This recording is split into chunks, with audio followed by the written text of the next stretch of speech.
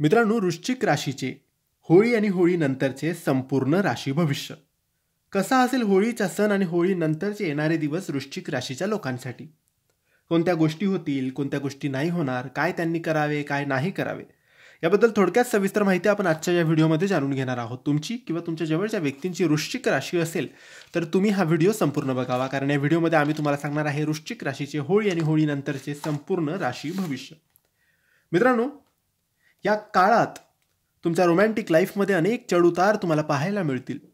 तसेच या राशीचे लोक प्रेमात पडण्याची शक्यता आहे.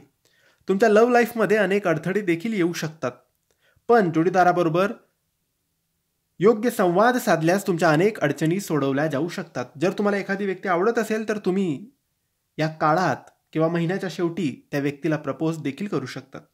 या काळात तुमच्यासाठी हा महिना सामान्य असणार आहे. तसेच कामाच्या ठिकाणी तुम्हाला अनेक अडथळ्यांचा सामना सुद्धा करावा लागू शकतो.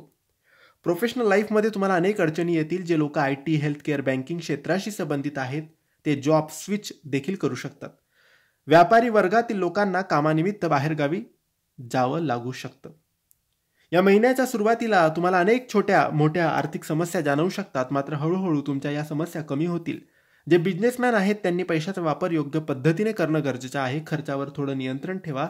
तसेच तुम्हाला पैशाची गुंतवणूक करायची असल्यास ती योग्य ठिकाणी करा. या काळात तुम्ही तुमच्या पर्सनल आणि प्रोफेशनल लाईफवर नियंत्रण ठेवणं अत्यंत महत्त्वाचं आहे. कामाचा जास्त ताण घेऊ नका आणि या काळात तुम्हाला सांधेदुखीचा त्रास होऊ शकतो, त्यामुळे अवजड सामान उचलू नका. योग्य आहार घ्या, योगा, व्यायाम आणि निरोगी राहण्याचा प्रयत्न तुम्ही करायचा आहे.